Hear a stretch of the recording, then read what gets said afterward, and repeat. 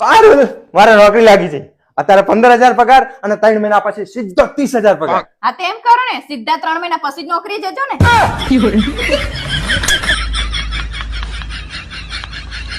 આમ જો આ કેટલું મસ્ત લાગે છે.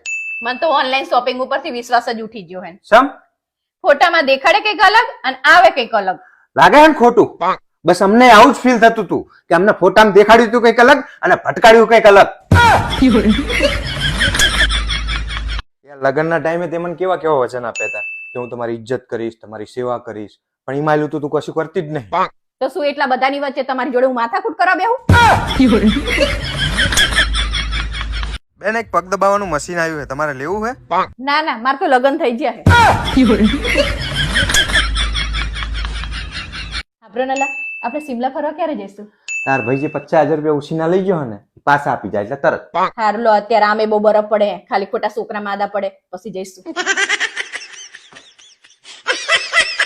પારુલ મોજા લેવાનું ભૂલી ગયો, લાઈન બગા. આવી નાની નાની વસ્તુ ભૂલી જાવ તમે. વિચાર તો કરો, હું ના હોત તો શું થાત તમારું? ભલું થાત મારું, ભલું.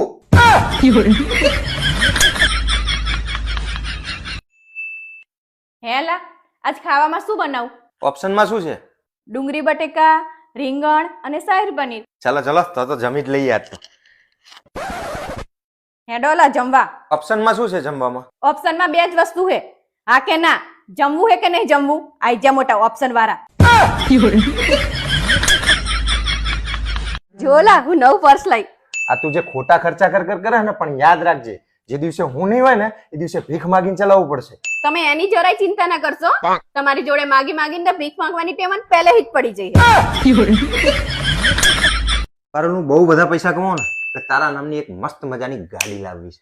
હવે મારા નામની ગાડી પછી લાવજો. પેલા બાઇક ને 4 દિવસથી પંચર પડ્યું હે ને, એ હમું કરાયો જો.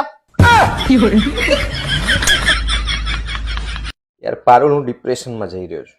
હારું, તમે જ્યાં જવું હોય ત્યાં જજો, પણ હાજે વહેલા ઘરે આવતા રહેજો. ગાડી હતી હું કે મેં તમારી જોડે લગ્ન કર્યા. હા તો મને એ જ વાતનો અફસોસ છે કે તું ગાંડી હતી તોય તાર જોડે મેં લગ્ન ચમ કર્યા. સાંભળો ઓલો બધો ભંગાર કાઢ્યો હે, જોવાનો તો જો લો, ને તો પછી જવા દઉં. જોઈ લીધું. તાર મમ્મીને ત્યાં પહોંચીને પછી ફોન કરજે. મારી વાત નહીં કરતી, ભંગારની વાત કરું. જો હું એટલો બધો ખરાબ છું તો દર વખતે મંદિરે જઈને 7 જન્મ માટે તું મને જ કેમ માગે? બહુ હોશિયારી ના મારશો. આટલા બધા સુધારીને શું કોકને આપી દઉં? તમે હાજે શું ખાશો? દાળ ભાત કે શાક રોટલી?